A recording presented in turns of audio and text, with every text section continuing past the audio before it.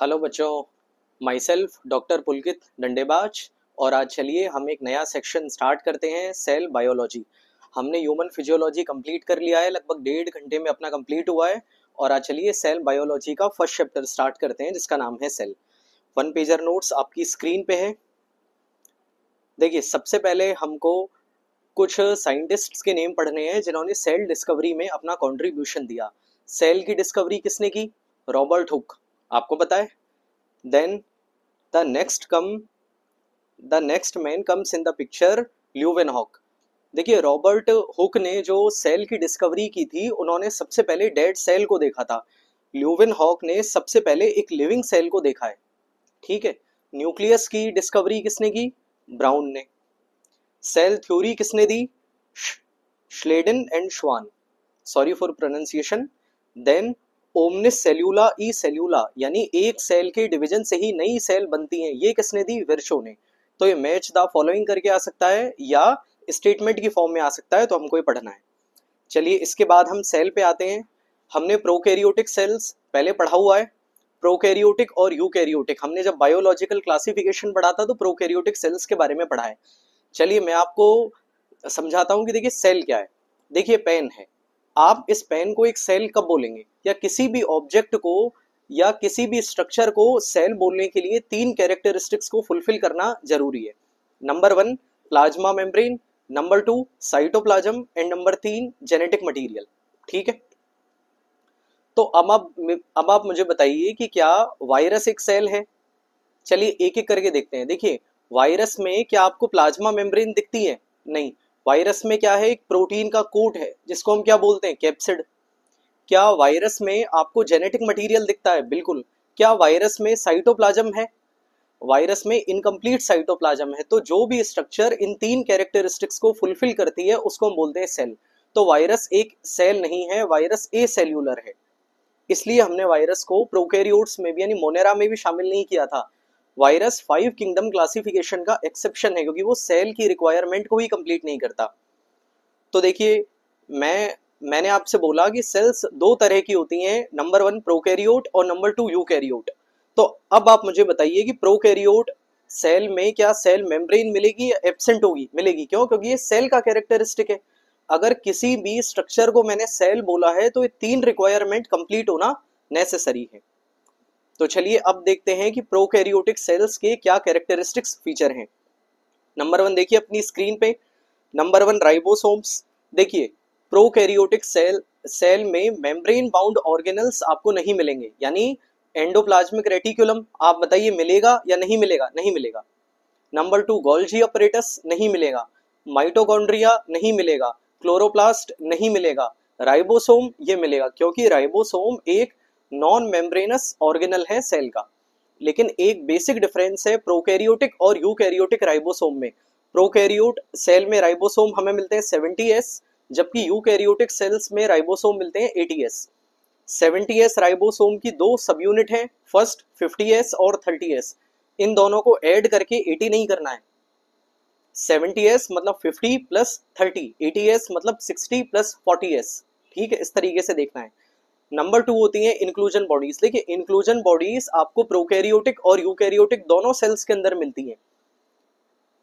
जैसे एक एग्जांपल है प्रोकैरियोटिक इंक्लूजन बॉडी का। देखिए, इंक्लूजन बॉडी का काम है कि प्रोकैरियोटिक सेल कोई भी न्यूट्रिएंट्स को स्टोर कर सकती है या गैस को स्टोर कर सकती है, जैसे gas vacuole in blue green photosynthetic bacteria. Number 3 structure है मीजोसोम। देखिए, मीजोसोम प्रोकैरियोटिक सेल्स का एक्सक्लूसिव फीचर है, यानी यूकैरियोटिक सेल्स में नहीं मिलता है। अब मीजोसोम क्या होते हैं? देखिए मैं आपको डायग्राम से बताता हूं कि मान लीजिए ये एक सेल मेम्ब्रेन है और ये एक प्रोकैरियोटिक सेल है। तो देखिए, ये जो प्लाज्मा मेम्ब्रेन का इनवर्ड प्रोजेक्शन है, यानी साइटोप्लाज्म के अंदर प्रोजेक्शन है, इसका नाम है मीजोसोम। ये 3 तरह की फॉर्म में आपको मिल सकता है। नंबर 1 वेसिकल्स की फॉर्म में, ट्यूब्यूला की फॉर्म में या लेमिली की फॉर्म में। ये 3 अलग अलग स्ट्रक्चर हैं। मतलब किसी भी सेल में या तो वेसिकल की तरह दिखेगा, या ट्यूब्यूल की तरह दिखेगा, या लेमिला की तरह दिखेगा। अब मीजोसोम का काम क्या है? आप देखिए, जब भी इस प्रोकैरियोटिक सेल को सेल डिवीजन करना होगा तो सेल डिवीजन में हम क्या करते हैं? देखिए, हम सबसे पहले जो जेनेटिक मटेरियल है उसको डिवाइड करते हैं, फिर हम सेल को डिवाइड करते हैं। हमने देखा है, हम आगे देखेंगे सेल डिवीजन वाले चैप्टर में कि नंबर 1 होता है कैरियोकाइनेसिस, देन साइटोकाइनेसिस। यानी जैसे यूकैरियोटिक सेल में हम वर्ड यूज करते हैं कैरियोकाइनेसिस, यानी न्यूक्लियस का डिवीजन करना या न्यूक्लियर मटेरियल का डिवीजन करना। यहाँ पे न्यूक्लियस प्रेजेंट होगा नहीं होगा, लेकिन न्यूक्लियर मटेरियल तो प्रेजेंट है, जेनेटिक मटेरियल, उसका डिवीजन करना है। तो जो मीजोसोम है वहां से जो जो प्रोकैरियोटिक सेल में जेनेटिक मटेरियल है वो इस मीजोसोम से अटैच होता है, और अटैच होके मीजोसोम उस जेनेटिक मटेरियल के रेप्लिकेशन में और दो डॉटर सेल के डिवीजन में हेल्प करता है। इसके बाद देखिए, जब सेल में डिवीजन हो रहा होगा तो ये मीजोसोम इस तरह सामने वाली वॉल तक, सामने वाली प्लाज्मा मेम्ब्रेन तक एक्सटेंड होगा और सेल वॉल के सिंथेसिस में भी हेल्प करेगा। Number 2 work, number 1 DNA replication and distribution, then cell wall formation. इसके अलावा देखिए मीजोसोम क्या आपकी प्लाज्मा मेम्ब्रेन के सरफेस एरिया को इंक्रीज कर रहा है? यस।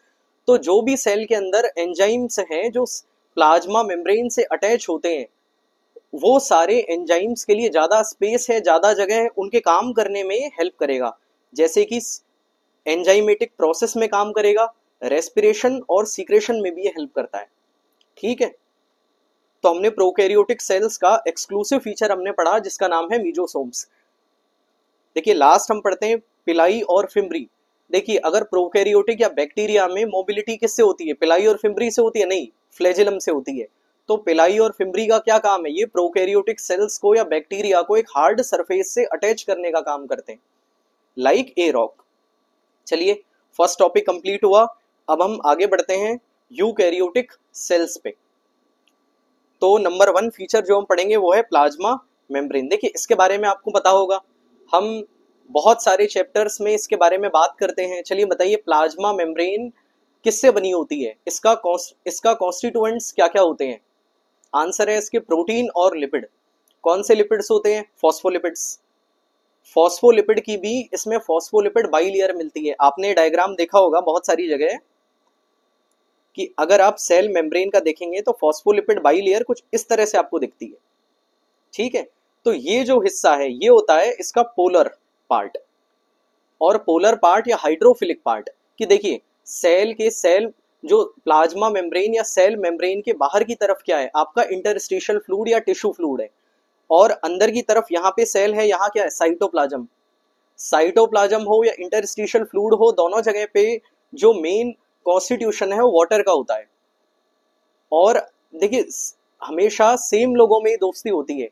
तो जो फॉस्फोलिपिड का वो हिस्सा जो हाइड्रोफिलिक है, जो वाटर लविंग है, वो हिस्सा है पोलर हिस्सा। देखिए water is a polar molecule, तो उस हिस्से को आपको वाटर के साथ रखना है। तो बाहर की साइड जहां पे इंटरस्टिशियल फ्लूइड है और अंदर की साइड जहां साइटोप्लाज्म है, दोनों जगह पे जो पोलर या हाइड्रोफिलिक मॉइटी है फॉस्फोलिपिड की वो रहती है। और देखिए बीच में ये जो टेल है ये नॉन पोलर या हाइड्रोफोबिक टेल है, इसको पानी से डर लगता है, तो इसको हमने बीच में रखा है, इसको पानी के साथ में नहीं रखा है। ठीक है, आपको समझ में आया होगा कि किस तरह से फॉस्फोलिपिड बाइलेयर का अरेंजमेंट होता है। देखिए इसके अलावा जो लिपिड मिलता है उसका नाम है कोलेस्टेरॉल, ये भी सेल मेम्ब्रेन का ही हिस्सा है। अब मैंने आपको बताया कि सेल मेम्ब्रेन में ये लिपिड होते हैं और प्रोटीन होते हैं। जैसे कि आरबीसी का एग्जांपल एनसीईआरटी में मेंशन है कि आरबीसी में लगभग 52% प्रोटीन होते हैं और 40% लगभग लिपिड होते हैं। एक और साइंटिस्ट का नाम हमको देखना है जिनके नाम है सिंगर और निकोलसन। इन्होंने बताया कि प्लाज्मा मेम्ब्रेन सेमी फ्लूइड जो इसकी कंसिस्टेंसी होती है, तो इसमें जो प्रोटीन हिस्सा है उसका मूवमेंट होता है लेटरल मूवमेंट। ठीक है, और देखिए प्लाज्मा मेम्ब्रेन सेलेक्टिवली परमिएबल होती है। इसका क्या मतलब है कि देखिए प्लाज्मा मेम्ब्रेन एक तरीके से गेट कीपर का काम करती है कि सेल के अंदर कौन आएगा और सेल के बाहर कौन जाएगा, इसको रेगुलेट करने का काम है प्लाज्मा मेम्ब्रेन का। जैसे कि और ये मूवमेंट है ये पैसिव भी हो सकती है और एक्टिव भी हो सकती है। देखिए अगर कोई मॉलिक्यूल अपनी कंसंट्रेशन ग्रेडियंट के अलोंग में मूव करेगा, कि मान लीजिए सेल के बाहर मॉलिक्यूल का कंसंट्रेशन ज्यादा है और सेल के अंदर कम है और प्लाज्मा मेम्ब्रेन के थ्रू उसका ट्रांसपोर्टेशन हो रहा है, तो कंसंट्रेशन ग्रेडियंट के अलोंग हो रहा है, इसको हम बोलेंगे पैसिव ट्रांसपोर्ट। जनरली वाटर और जो भी न्यूट्रल आपके जो सब्सटेंसेज हैं वो पैसिव ट्रांसपोर्टेशन के थ्रू जाते हैं, और अगर कंसंट्रेशन ग्रेडियंट के अपोजिट में अगर मूवमेंट हो रही है तो वो एक्टिव ट्रांसपोर्ट है, तो उसमें आपको एटीपी का रिक्वायरमेंट होता है। चलिए, तो प्लाज्मा मेम्ब्रेन कंप्लीट किया। अब अगला टॉपिक है आपका सेल वॉल। वेट,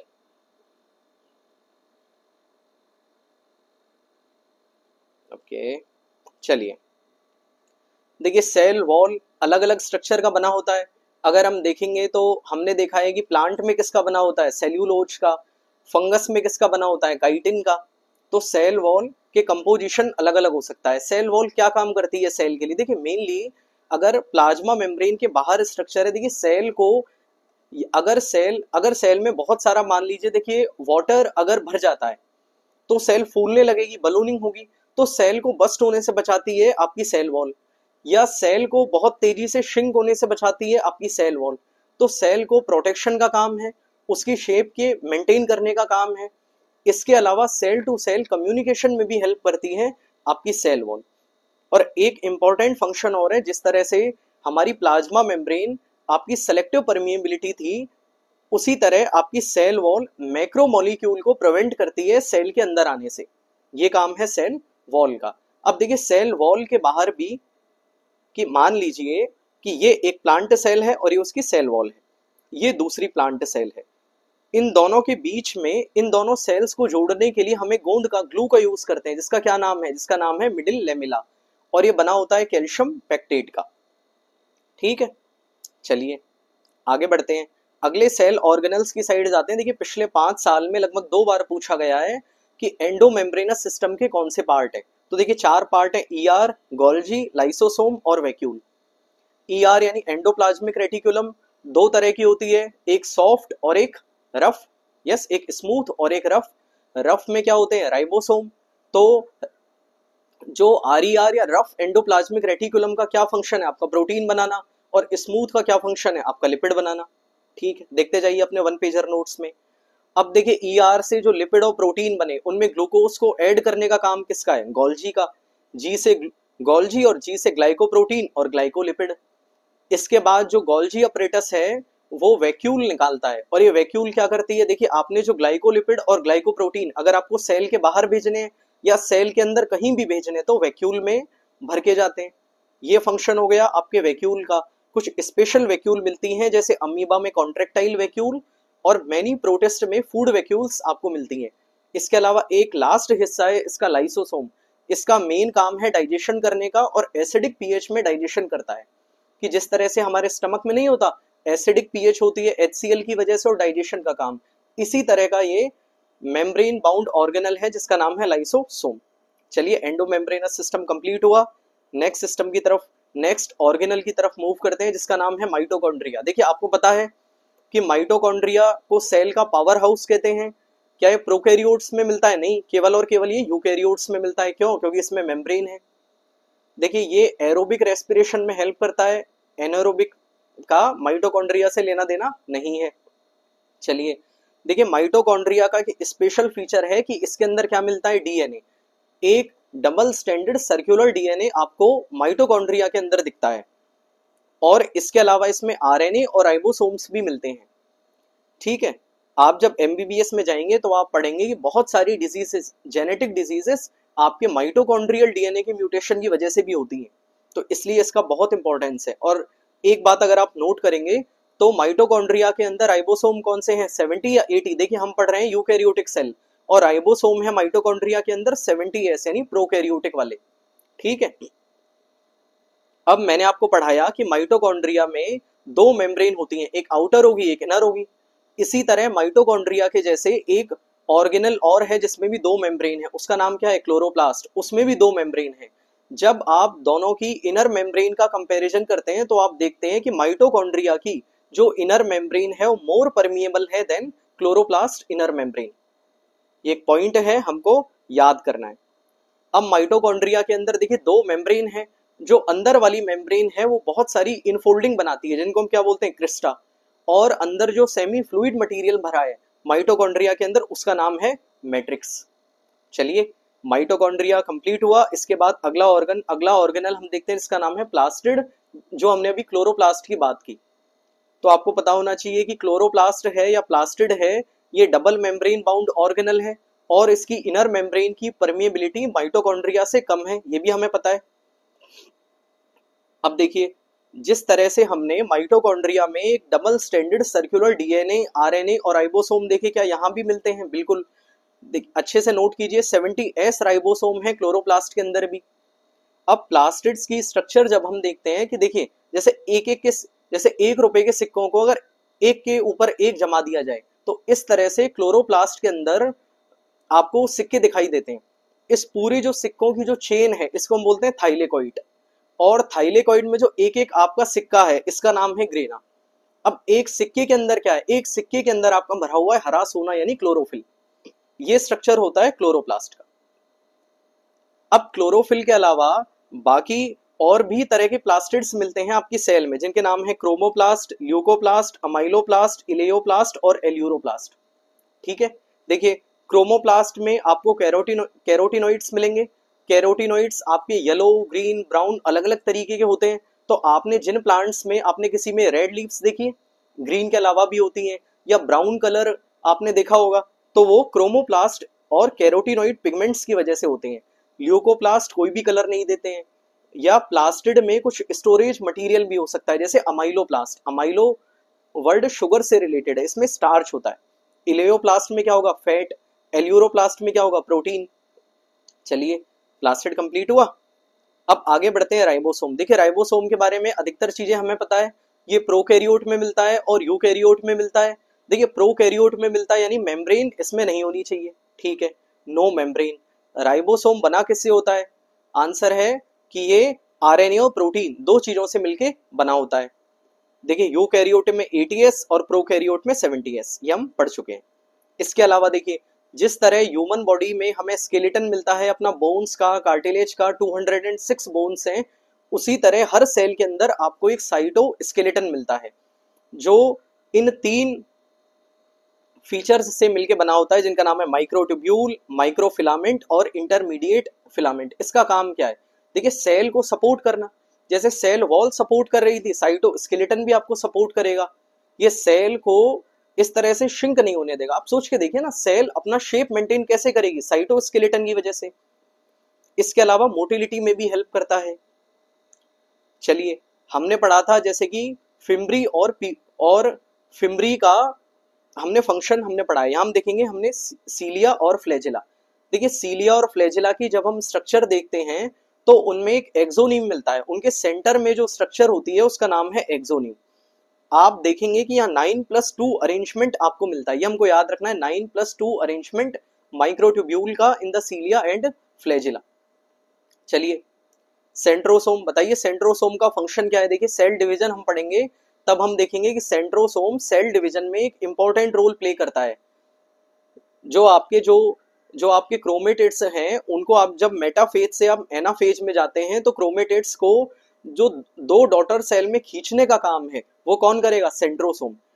एक सेंट्रोसोम में 2 सेंट्रियोल होते हैं, और यहाँ कार्ट व्हील अपीयरेंस आपको मिलता है ये सेंट्रियोल के अंदर। चलिए, चैप्टर का लास्ट पार्ट, न्यूक्लियस। देखिए, न्यूक्लियस के बारे में हमें पता है कि न्यूक्लियर मेम्ब्रेन होती है, डबल मेम्ब्रेन होती है। तो ये प्रोकैरियोट में नहीं मिलेगी, केवल और केवल कहाँ मिलेगी? यूकैरियोट में। आपने अगर न्यूक्लियस के अंदर अगर हमने क्रोमेटिड का स्ट्रक्चर देखते हैं, तो एक सेंट्रल में कॉन्स्ट्रिक्शन मिलता है। इसको क्या बोलते हैं? Primary constriction, centromere. यहाँ पे एक डिस्क होती है, जिसका क्या नाम है? काइनेटोकोर। ये डिस्क क्या काम करेगी? देखिए, मैंने अभी आपको बताया कि जब जब जो क्रोमेटिड्स हैं, वो मेटाफेज प्लेट पे अलाइन होते हैं, और एनाफेज में हम उनको पोल्स की साइड पुल करते हैं। तो क्रोमेटिड है, वो काइनेटोकोर से अटैच होता है आपके माइक्रोट्यूब्यूल और आपके सेंट्रोसोम से, तब जाके हम उसको पुल करते हैं। और देखिए, प्राइमरी कॉन्स्ट्रिक्शन की लोकेशन के बेसिस पे हम इसको 4 पार्ट में डिवाइड करते हैं। Number 1 is Meta. मेटा यानी जो कॉन्स्ट्रिक्शन है या सेंट्रोमियर है, वो सेंट्रल में है। फिर सब मेटा में यानी सेंट्रल से कुछ पास में है, तो एक आर्म छोटी होगी और एक आर्म बड़ी होगी। एक्रो एक्रो का मतलब है कि एंड के पास में है, तो एक आर्म बहुत छोटी होगी और एक आर्म बहुत बड़ी होगी। और एक है टीलो, टीलो का मतलब है लास्ट में, यानी एक आर्म होगी ही नहीं और केवल एक आर्म होगी। इसके अलावा जो कुछ आप देखेंगे कि कुछ क्रोमेटिड में सेकेंडरी कॉन्स्ट्रिक्शन भी हमको मिलता है। सेकेंडरी कॉन्स्ट्रिक्शन बिल्कुल जो भी आपके टर्मिनल्स हैं उनके पास मिलता है, तो इससे हमारे बनते हैं सेटेलाइट। चलिए, सेल बायोलॉजी का फर्स्ट चैप्टर हमारा कंप्लीट हुआ। अब सेकंड चैप्टर हम पढ़ेंगे जिसका नाम है बायोमोलिक्यूल्स। पढ़ते रहिए। Good luck.